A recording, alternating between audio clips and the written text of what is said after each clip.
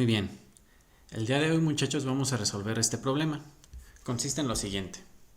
Sobre las esquinas de un cuadrado nosotros colocamos 4 cargas iguales en magnitud pero no en signo.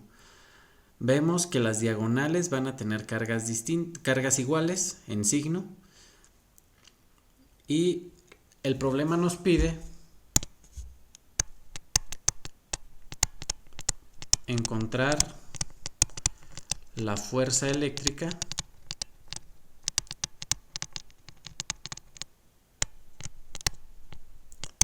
sobre una de las cargas negativas.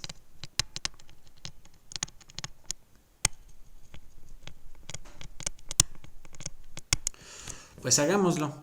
¿Qué es lo primero que tenemos que hacer? Siempre analizar el problema es una parte importante de su solución. Si nos pide encontrar fuerzas eléctricas, pues primero hay que determinar en qué dirección van dichas fuerzas y qué forma tiene dicha fuerza.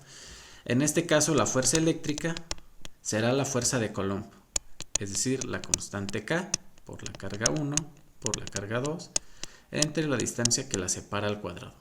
Noten que no estoy poniendo el vector aquí arriba de la F, significa, la flechita, significa que no lo estoy tomando como vector, sino simplemente su magnitud. La dirección la voy a determinar a continuación. Supongamos que yo quiero encontrar la fuerza que está actuando sobre esa carga de la esquina superior.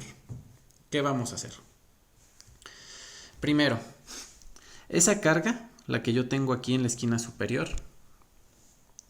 va a sentir una fuerza debido a la carga positiva que hay debajo. Como son cargas diferentes, se van a estar atrayendo. Quiere decir que la carga negativa que está aquí va a sentir una fuerza de atracción Fe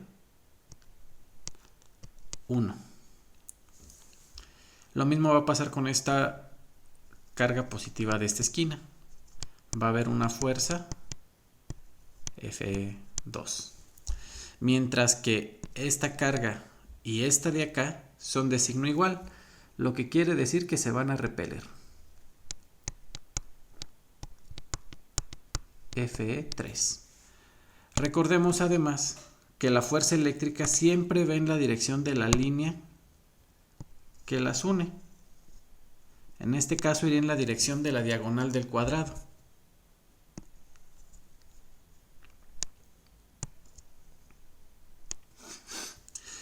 Quiere decir que nosotros podemos conocer ese ángulo, el ángulo con el que se está moviendo. ¿Cuál debería ser ese ángulo? Aquí yo lo puedo poner como ángulo alfa. Yo puedo encontrar entonces que la tangente de alfa va a ser igual al cateto opuesto, que tiene tamaño L, entre el cateto adyacente, que tiene tamaño L. Ambos tienen el mismo tamaño, son un cuadrado, ¿no? Entonces me queda que aquí tengo la tangente de alfa igual a 1, por lo tanto alfa tiene que ser igual a 45 grados. Si aquí nosotros trazamos una paralela a la recta de abajo, nos damos cuenta que esta fuerza va con un ángulo de 45 grados. Ahora, para calcular la fuerza total que está actuando sobre mi carga, lo que yo necesito hacer es encontrar la suma de todas las fuerzas. Eso me va a indicar cuál es la fuerza eléctrica total que está actuando sobre mi carga negativa. Para esto voy a recurrir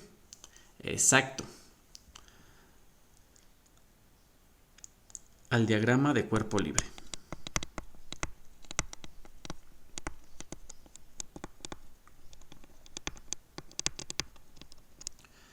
Recordemos que en el diagrama de cuerpo libre lo que hacemos es trazar un plano cartesiano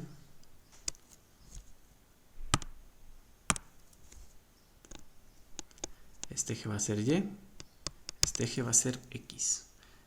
Y sobre el plano cartesiano nosotros vamos a trazar las fuerzas que están actuando sobre mi carga. Es decir, en el centro imagino que está mi carga negativa y ahora escribo todas las fuerzas que están actuando sobre él.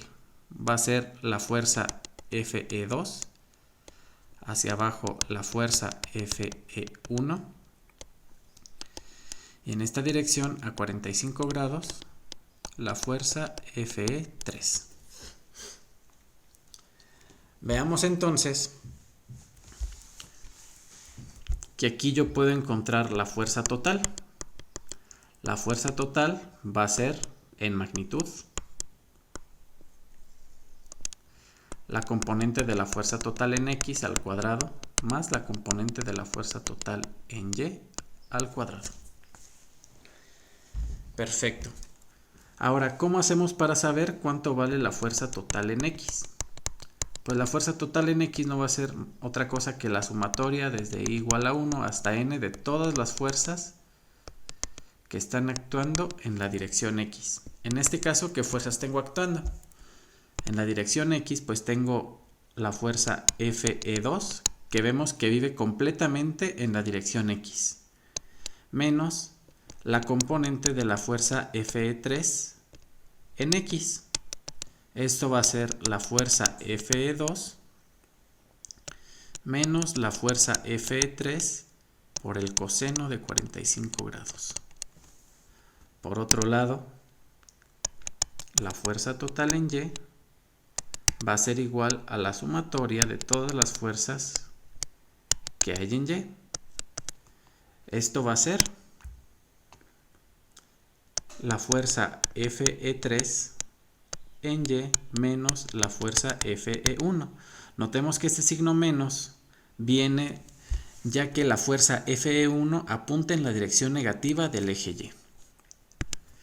Por lo tanto, esto va a ser igual a la fuerza Fe3 seno de 45 grados menos la fuerza Fe1.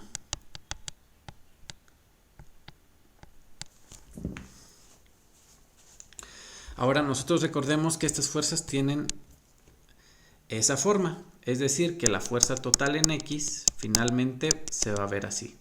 La fuerza Fe2, que es la fuerza que hay de esta carga con esta. Como son cargas iguales en magnitud, voy a tener que esto es la constante k por la carga q al cuadrado entre la distancia que la separa al cuadrado. La distancia que la separa es justamente la de 40 centímetros, es decir, el lado del triángulo, del cuadrado, perdón. Sería esto menos, ahora sería la fuerza Fe3. ¿Cómo se ve la fuerza Fe3? Sería la constante k por la carga q al cuadrado, porque otra vez la magnitud de las cargas es igual. Pero esta vez la distancia que separa a esta carga negativa y a esta carga negativa no es precisamente L. En este caso vemos que es la hipotenusa de este triángulo rectángulo. Y por lo tanto, esta distancia D yo la voy a llamar la hipotenusa, que tiene que ser uno de los catetos al cuadrado más el otro cateto al cuadrado y le saco raíz. Esto va a ser la raíz de 2 veces L cuadrada, es decir, raíz de 2 por L. Al momento que yo lo elevo al cuadrado, esto me queda 2 veces L cuadrada por el coseno de 45 grados. Es decir, yo aquí puedo factorizar y me va a quedar k por q cuadrada entre L al cuadrado por 1 menos coseno de 45 grados sobre 2. Por otro lado, la fuerza total en y debería ser la fuerza E3, que ya dijimos que es la constante k por q cuadrada entre 2 veces L cuadrado por el seno de 45 grados menos la fuerza F1, que va a tener la misma forma que la que ya habíamos platicado, la constante k por q cuadrada entre L cuadrada. De aquí podemos ver que esto nos va a dar la constante k por q cuadrada entre L cuadrada por el seno de 45 sobre 2 menos 1. En este caso podemos notar lo siguiente, ya que el seno de 45 es igual al coseno de 45 grados, es decir, ambos son igual a 1 entre raíz de 2, Pues entonces lo que podemos ver es que la fuerza total en X es igual en magnitud a menos la fuerza total en Y, en magnitud. Por lo tanto, la fuerza total no va a ser otra cosa más que esto. La fuerza total en X al cuadrado más la fuerza total en Y al cuadrado. Quiere decir que esto sería 2 veces la fuerza total en X. Perdón, aquí me equivoqué.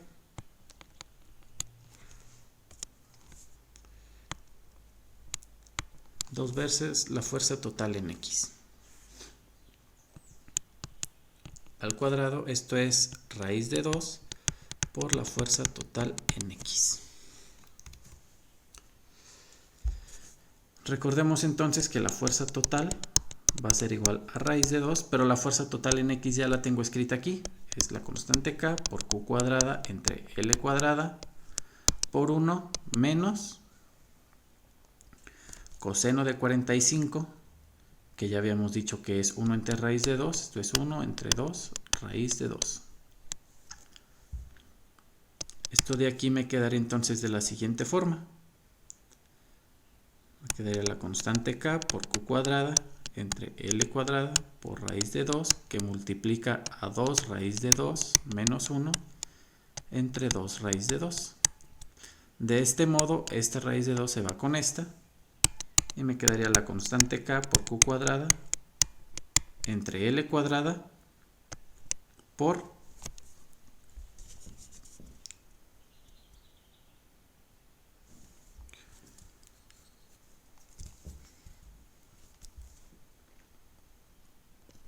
2 raíz de 2 menos 1 sobre 2. Esa sería la magnitud de mi fuerza total. Ya solo tendría que sustituir los resultados. Es decir, la fuerza total debería verse de la siguiente manera. Debería verse como 9 por 10 a la 9. Recordemos que las unidades son importantes. Newtons por metro cuadrado sobre coulomb al cuadrado, que multiplica a Q cuadrada, que sería 9 por 10 a la menos 12 coulombs cuadrados, por el factor que está entre paréntesis, entre 0.4 metros al cuadrado. Recordemos que pasamos todas las unidades, estas eran 40 centímetros, las pasamos a las unidades en que está mi constante. Y entonces, al momento de yo resolver todo, voy a obtener el resultado. Eso lo voy a hacer al final, para no perder tiempo en eso por ahora. Por otro lado, ¿con qué ángulo se va a mover? Si lo analizamos un poquito, vemos que esta fuerza que está actuando aquí, al ser igual que esta otra fuerza que está actuando aquí, me deberían dar un ángulo de 45 grados. Por otro lado, esta fuerza que está aquí está repeliendo también en un ángulo de 45 grados. Quiere decir que ambas fuerzas se van a estar contrarrestando. Como nosotros ya encontramos, pueden encontrar que el tangente del ángulo con el que se van a estar repeliendo esas dos fuerzas de la fuerza total va a ser la fuerza total en Y entre la fuerza total en X. Eso me va a dar como resultado, yo sé que la fuerza total en Y es la fuerza total en X con signo menos, y esto es la fuerza total en X, esto es menos 1. Entonces obtengo que el ángulo debe ser el arco tangente de menos 1. Y adivinen cuánto vale el arco tangente de menos 1. Así es, menos 45 grados. Entonces con eso podemos encontrar en qué dirección se va a estar moviendo. ¿Cuál fuerza está ganando? Exactamente. Va a ser más grande la fuerza con la que están jalando ambas cargas que la fuerza de repulsión que tiene la carga negativa, principalmente por la distancia a la cual se encuentra. Entonces ya conocemos el ángulo. Ahora solo falta conocer exactamente cuál era la magnitud. La magnitud debería ser entonces 9 por 10 a la 9 por 9 por 9 por 10 a la menos 12.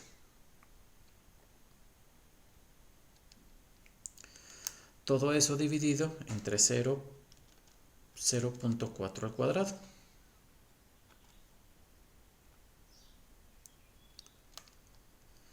Y eso aún lo vamos a multiplicar por 2 veces la raíz de 2 menos 1. Y además hay que dividirlo entre 2. Y obtenemos que la fuerza va a ser de 0.46 newtons. Solo estamos tomando dos cifras significativas. Perfecto, muchachos, pues eso sería todo por el problema de hoy. Había formas alternativas de resolver el ejercicio. ¿Alguien de ustedes se pudo dar cuenta que esta fuerza E1 y esta fuerza E2 eran iguales y que como su resultante iba a ir en este sentido, con 45 grados, iban a tener una fuerza equivalente, que iba a ser la suma vectorial de ambas? Pudieron encontrar esa suma y luego sumar solamente la fuerza E3 con la fuerza equivalente como vectores.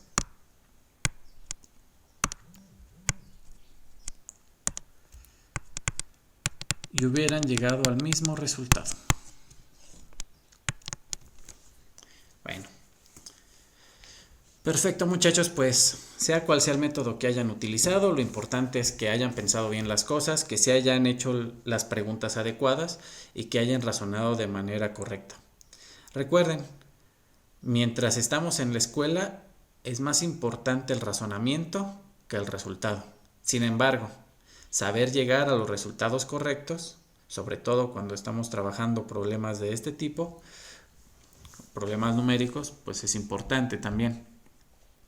Por el momento es importante más que nada ir entendiendo qué es lo que está pasando con un ejercicio, saber analizar qué está pasando, por qué tengo que aplicar tal fórmula, por qué puedo usar tal concepto y a partir de ahí ir construyendo la solución. En general esa es la mejor forma de atacar un problema. Por lo pronto me despido. Recuerden que es importante estudiar, hacerse muchas preguntas y volver a estudiar. Hasta luego. Que estén muy bien.